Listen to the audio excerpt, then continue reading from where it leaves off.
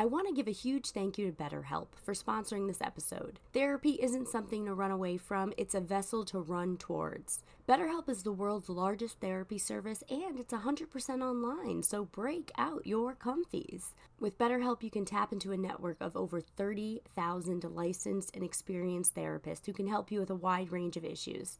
To get started, you just answer a few questions about your needs and preferences in therapy. That way, BetterHelp can match you with the right therapist from their network. Then you talk to your therapist however you feel comfortable, whether it's via text, chat, phone, or video call. You can message your therapist at any time. Anytime.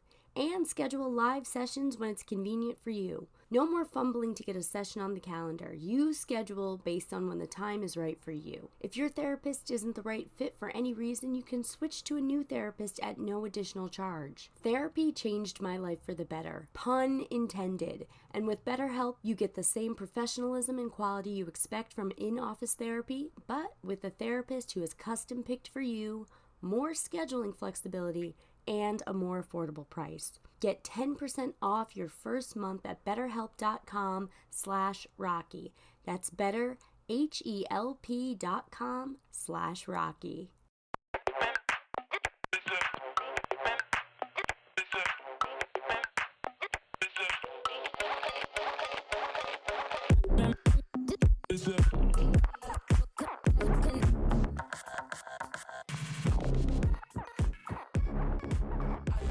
All right, we have a sequel episode to the Washington episode just 1 week later. And that's because I went to Washington and I did improv again. But this was different.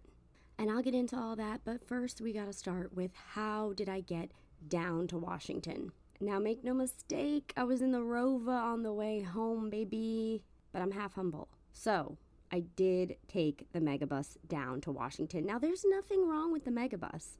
The megabus gets a bad rap because maybe people get sex trafficked at rest stops. Maybe people are jerking off in the corners of megabuses. Maybe they're gross. Who knows? I happened to be on a good one. I was in a little four-seater. I had a table. I had outlets. The bus driver was swerving. He was on swerve, for sure. I don't know if it was a little early for him or if he was sipping, whatever was going on. You know those things that are on the side of the road that kind of wake you up once you drive over them? We drove over those so much that I was starting to think that maybe they're just part of the road. But the cool thing about that happening, well, two cool things, is one, I didn't die. We didn't get into an accident. Everything was fine. The other cool thing was, I think it made the passengers closer. You see, every time my man would swerve onto one of those, what would happen? We would all look around at each other. Bond, is this guy for real? Why is he driving like this? Do we have to say something? Do we have to collectively take over the bus? And I liked that the other passengers were aware that Zaddy was on swivel. I don't want to be on a bus with a bunch of people who are tuned out. One other thing I will say about the megabus, as a person who has the patience of a saint, for the most part, I'm cool with people not using their headphones. I don't really care. But if you were someone who was not cool with people using their headphones, this is not the bus for you, baby. This is not the bus for you. One guy was watching Maury by choice, and another person was watching Scooby-Doo. So at the same time, I'm hearing this Maury Scooby-Doo mashup like I'm in some underground club in Vegas. I like to know what people are watching. The innocence of Scooby-Doo, the laughs of Maury. Now, this was my first time taking a bus down to DC. And we changed drivers in Baltimore. Or somewhere. I think it was Baltimore. It was like an hour outside of DC. This bus driver, she was a little sassier. She was a little more no-nonsense. But I'll tell you one thing she was not. She was not swerving at all. Women, man. I'm not saying we're better than men, but the evidence is. Once I got off that bus, Washington, D.C. was hot. I got in an Uber, and the Uber smelled like cigars. It smelled like an Atlantic City hotel room. I like the smell of stale cigarettes and stale cigars more than I like the smell of cigarettes. Maybe that's crazy, or maybe it's adorable, but it's one of my quirks. And I guess DC was hotter because it's 4 hours closer to the equator. I mean, that's just math. And I appreciate a hot city, but I was in a real early fall New York outfit. And that was all right, because what was the goal? The goal was to do great improv. The legendary, the very famous in New York, my pal, Cypher Sounds, gave me the opportunity to perform in an improv show with him at the legendary DC Improv. There were 2 other comics besides Cypher on the show, 4 DC improvisers plus me and Sypha, and we were performing at the legendary DC Improv. You walk in, there's signed pictures of every comic that you've ever laughed at all over the walls. It has a calmer energy than New York, but the energy and the heartbeat of it is still very palpable. You can tell legends have walked through these halls. I'm sure every comic that you've ever loved has performed at the DC Improv now, including me. Here's the deal with improv. If you don't love improv, if you don't know what improv is about, you immediately associate it with whose line is it anyway. And that show is not even on the air anymore. Maybe you've heard of Middleditch and Schwartz. Maybe you've watched Ass Cat with Amy Poehler, but improv sometimes gets a bad rap. But I promise you, good improv, great improv, feels like a magic trick. How did they do that? How did they remember that? Oh my gosh. And being part of those magical shows makes me feel real good. The way this show was structured is there were a couple of stand-ups at the top. Sypha did some time. Another comedian by the name of Mike Washington did some time. Our dear friend and member of the Party God Squad, Liam Dalton, did some time. Then the improvisers come on stage, and we come on stage with Joe Clare. Joe Clare is an incredible and hilarious comedian with a really, really long spanning career. If you happen to be a hip-hop fan, he used to be one of the hosts of Rhapsody's The Basement. Joe tells a story from his hip-hop days. The improvisers are on stage with him, and we pluck and pull things from his story and make up an entire show about it. And after doing that for about 20-25 minutes, he comes back up, tells another story from his history about him and hip-hop, and we do it all over again. These improvisers, Crystal, Slim, Anna, Chris, these DC improvisers, shout out to all of you. And of course, the man who made this entire show possible. Shout to Big Cat Sypha Sounds! It is a night performing improv I will never forget for the rest of my life. Has to be one of the top moments in my improv career. And I'm just really grateful for that. After the show was over, we're bopping around in the lobby. There's some people talking to us, congratulating us. It was a good feeling. But because it's a comedy club, and it's the best comedy club in DC, you might have comics pop in and out, just like in New York. And who, to my wondering eyes, should appear but comedy legend Tony Woods. It has to be over 100 episodes by now that I told you about Tony Woods. If you don't know this man, look up his comedy. Easiest introduction to him is on Netflix. Tiffany Haddish has a show called They Ready, and he's in the 2nd season. I see a lot of celebrities. This year has really upped the ante with the amount of celebrities I see and how often I see them, so I have to be cool. I can't get starstruck, I can't act weird, but Tony Wood's mind speaks to me in a different way, so I won't lie to you. I got a little nervous, I got a little starstruck, and he was just funny as ever, bopping around, talking to the people, and I went up to him, and I introduced myself, and he said to me, "Yeah, I saw you on stage, you were the one with the mole." That's right, he Austin Powers me. When Austin Powers sees Fred Savage's mole on his face, well, I have one on my neck, okay, it's very big, but it's mine. No matter how prominent this mole is, I know this man did not see it from the back of the comedy room, which was full, by the way. How could you even see my mole over all the laughs? So yes, I met Tony Woods, and he said, "Yeah, I saw you. You were the one with the mole." There's a part of me that thinks when I introduced myself, he saw the mole, and this was the most polite way to bring it up. Babies and Tony Woods, the only people who will ever bring up my mole. And I have to say I was honored. I got that picture with Tony Woods, and it will not be the last time I meet him. Then we drove home, and when you're exhausted, that's a long drive. But we got back safely and rode the high of the night.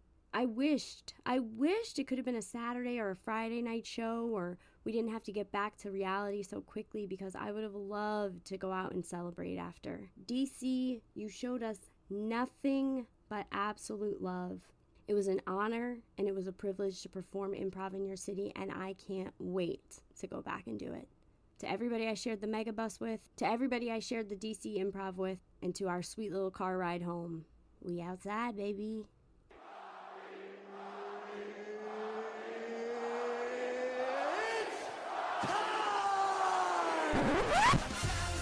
Time for the Rocket. Duh. Welcome to the Rocky Rundown, where you get to learn a little bit about my week. Party God Squad, hello! Are you enjoying these last few days of summer? I know I am.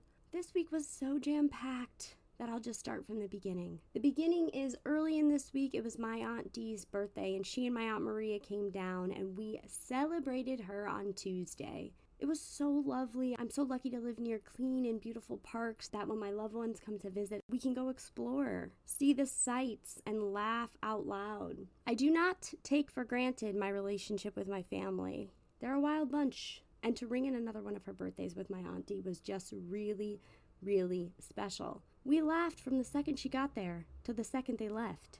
And because laughter is my absolute favorite sound, I happened to sneak this little recording.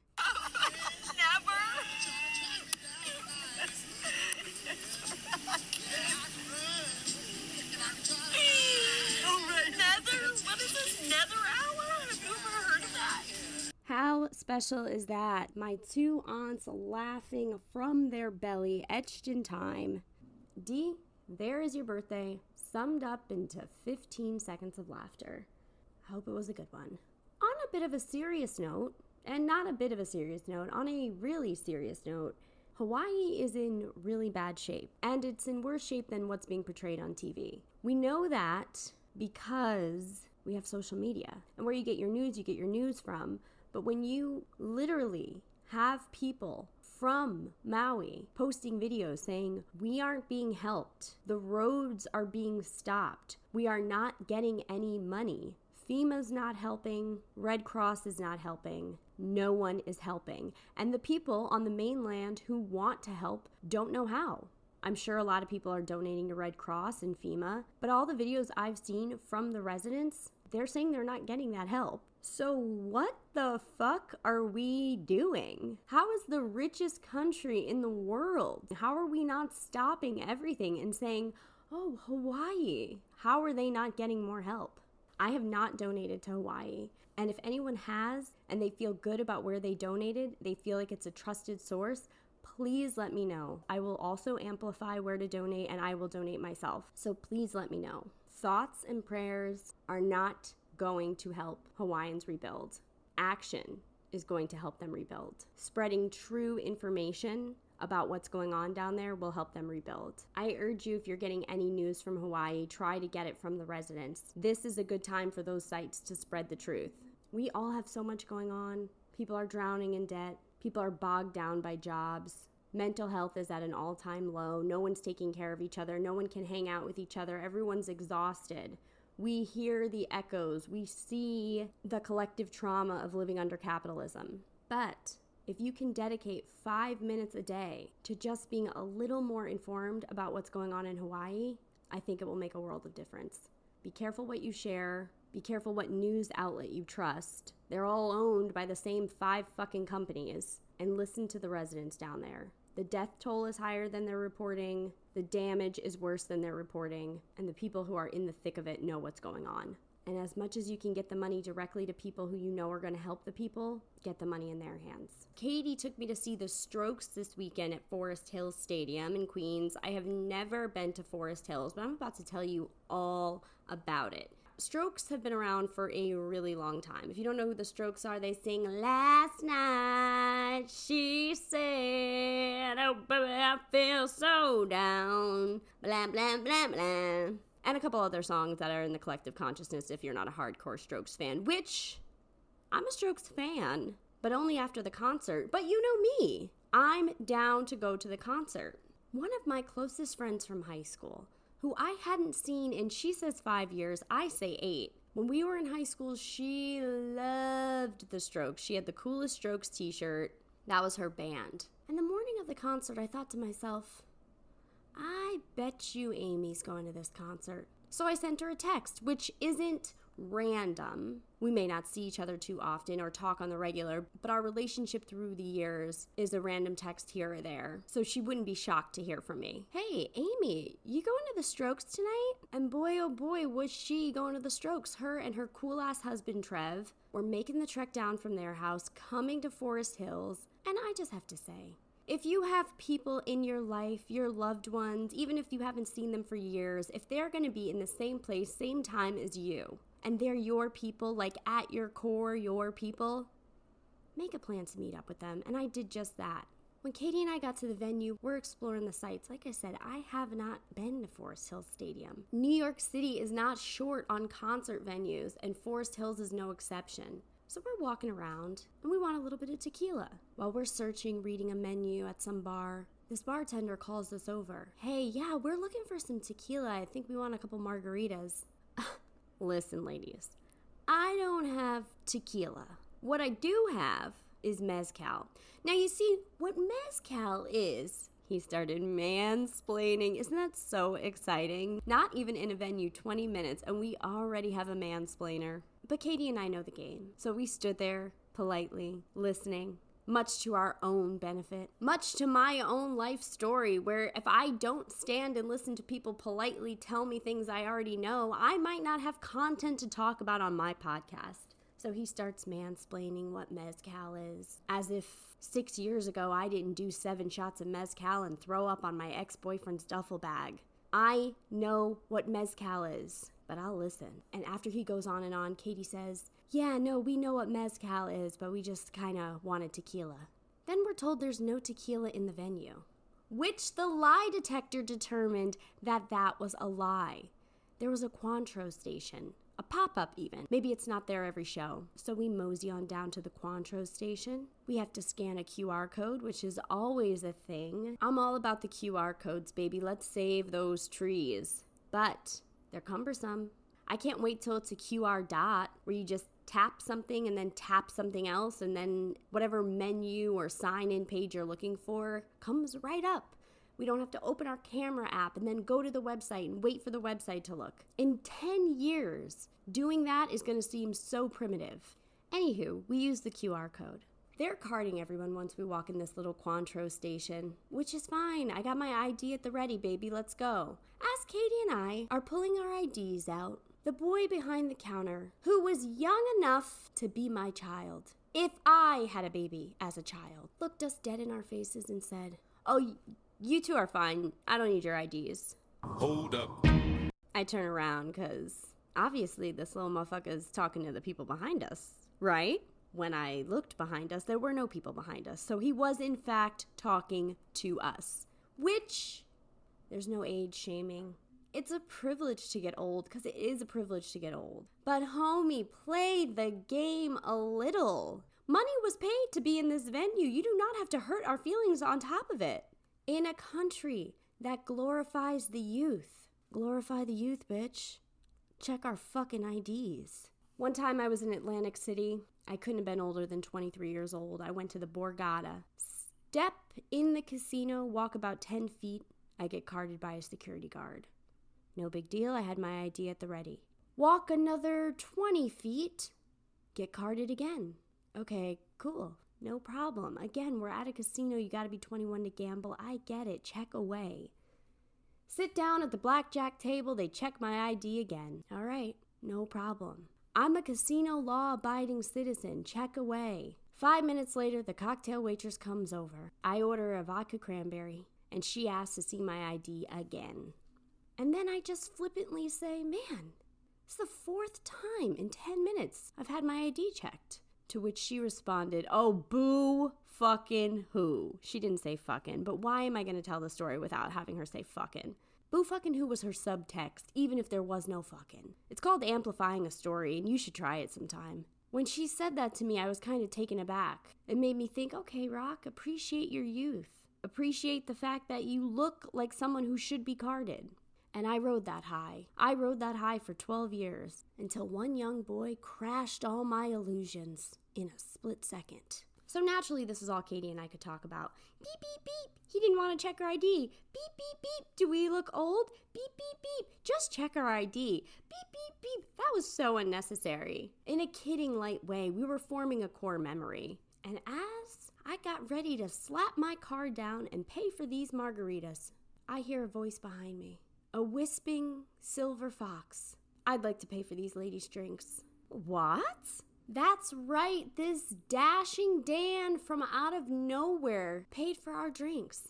It was so kind, it was so flattering, and honestly, he had some kind of VIP necklace or lanyard on, but we were so in the moment of having not been carded and then taken aback by the fact that this guy wanted to pay for our drinks that we just said, "Oh, thank you." And in untypical Rocky fashion, I didn't pry further for his life story. I didn't figure out his name or what he did. He's just a handsome stranger that got us our drinks and reaffirmed our hotness. Sir, if somehow, some way, this podcast has found its way to your ears, just know, if it wasn't such a whirlwind moment, we would have followed you to the end of the earth. Thanks for the marks.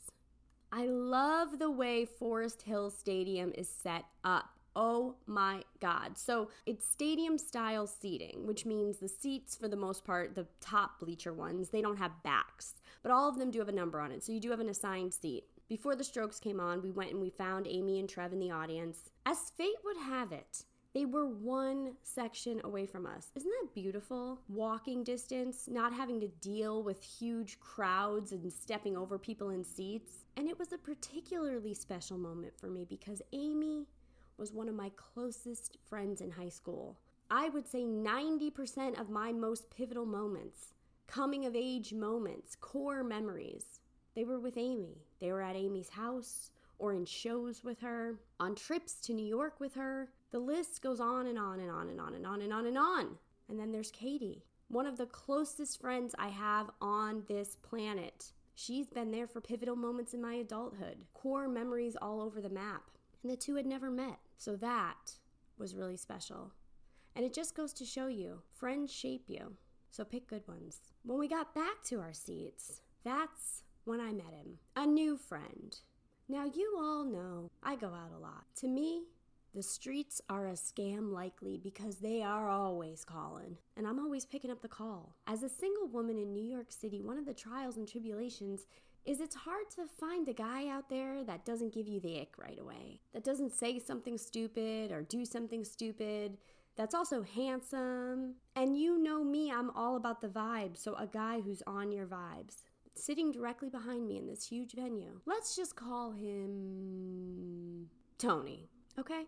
We'll call him Tony. We like to protect the innocent and the not so innocent on the show, so that is his name for this episode. Tony is sitting behind me, and Tony is 100% my taste. He's fun. You can tell he likes to dance and party and have a good time. He's not super fucked up, so I wasn't worried about him getting sloppy behind me. And he asked for my Instagram in the most smooth way possible, which I will not share how he did it because it is not my job to teach men how to be smooth. You either got the swag or you don't. And Tony had the swag. Him and his friend were very innocently talking to me and Katie. These two were obviously very big Strokes fans, and she is a very big Strokes fan. So they asked, "Oh, what's your favorite Strokes song?" Now immediately I start racking my brain for Strokes songs that aren't Last Night. When I was younger and flirting with men and I found out they were Yankees fans, I would always say that Derek Jeter was my favorite Yankee, and then I would get really passionate about why he's such a good player. It might be cliche to like Derek Jeter, but there's no denying that he's the GOAT.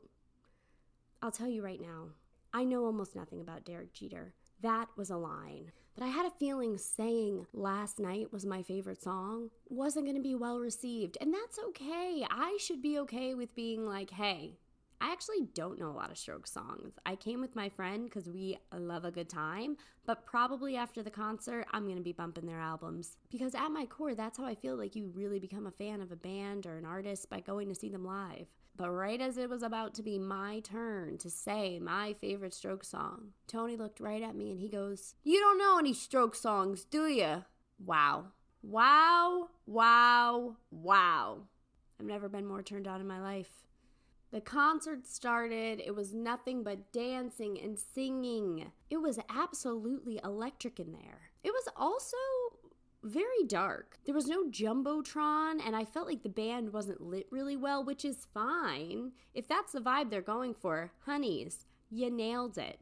But it was so dark. We couldn't see their sweet little faces. Perhaps it was an artistic choice that I'm not going to go against.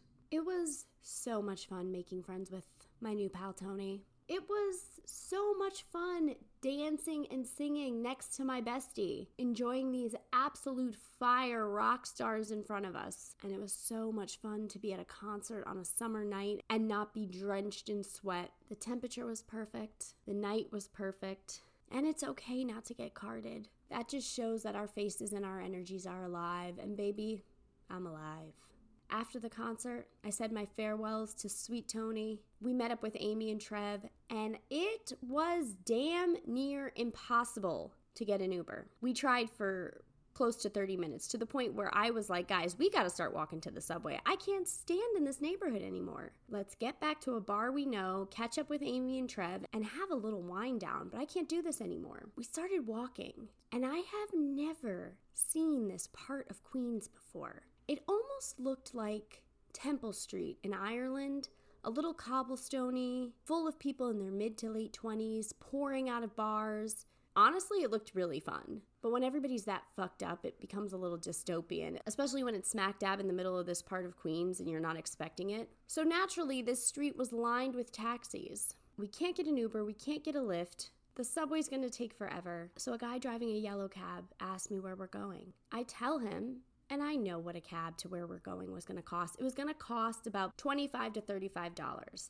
So I say, I will give you $30. We have no cash, but I'll give you $30. Then I ask him if he takes Apple Pay. He tells me yes. With no problem, he gives me his phone number. I Apple Pay someone $30, and we're driving.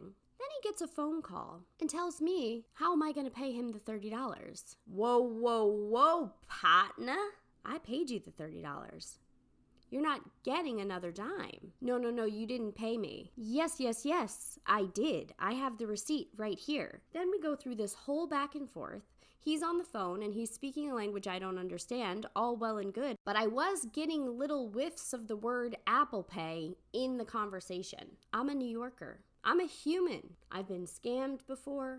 I've had fights with taxi drivers before. None of this is new to me. But I'll tell you one thing. If life has taught me anything, it is keep that goddamn head on swivel. So you better believe that this man is either going to learn how to use his Apple Pay right now, or you can let us out of the cab. So then I calmly and patiently went through how to use Apple Pay, where his money went. I showed him step by step how it works. And he kind of was like, oh, okay. So clearly the money went to someone else's phone. That's all right. You're working in a collab, baby. I get it. The money's going to your wife. But your wife got that 30. And right now, we're going to go on a step-by-step road of how to use the $30. But I want you to know I was thorough and I was patient with him. And I explained exactly how to use it. And once I did that, he seemed like, oh, okay. And this might be a thing he runs all the time. I don't know how to use Apple Pay, so you got to give me another form of payment. But I'm not the one, kid. I am not the one. Did we leave the cab on a good note? Yeah, we left the cab on a good note. But protect your money, because we got schemers, wheelers, dealers, every which way. And that brings us to Rocky's highest thoughts, my most stoned thoughts of the week. Number 1, what if when cultures have different foods that are similar to each other, different dishes that are like, oh, this is the Italian version of this, or this is the Indian version of this. What if that stems from people being at the park in their groups with their communities and seeing another group over there with their people and their communities, having a big feast, and one person from one group walking over a dish that's native to them to the other group and saying, oh, we'd like you to try this. Hope you enjoy. And then the people who get the dish say, oh shit, this is fucking delicious. We got to make our version of this. And then they bring over a dish to them as a thank you. I think that's pretty cool. And I like to think that's how different versions of different foods that are similar in other cultures get made. Number 2, isn't it so shitty that women can't go running at night? I mean, you can, but it's pretty dangerous. And why is it dangerous? Because something out there could hurt you, could kill you, could kidnap you, could sex traffic you. This isn't light, but it was a thought I had. And people say, oh, well, she should have known better. She shouldn't have gone running at night. But shouldn't it be the people that are hurting these women? Shouldn't they be the ones we're saying, hey, maybe people shouldn't kidnap? And I know it's the obvious thing, but I wish it was everyone's first answer. Number 3, Pringles were right, she said, as she stared at the bottom of the can. Number 4, isn't it crazy that we are on a planet where we're allergic to the sun? Think about it. Your skin will burn, it'll be really painful, there's damage. Maybe, just maybe, human beings are on the wrong planet. I'm not saying we move and go make another planet shitty, but why are we on a planet where we're allergic to the sun? If you haven't done so already, please like, share, and subscribe to the podcast. You can follow me at Wild Nights with Rocky on TikTok and Instagram, at Wild Nights Pod on Twitter. If you want to support this show with your wallet, please join my Patreon for $2 or $5 a month. So if you enjoy the show week after week, think about subscribing. A big thank you and a future thank you to everyone who's written and everyone who will write a review when this episode is over. It really does make a difference. I appreciate you listening to the solo episodes. I hope you're enjoying them as much as I'm enjoying making them. And I will be back next week for more Wild Nights.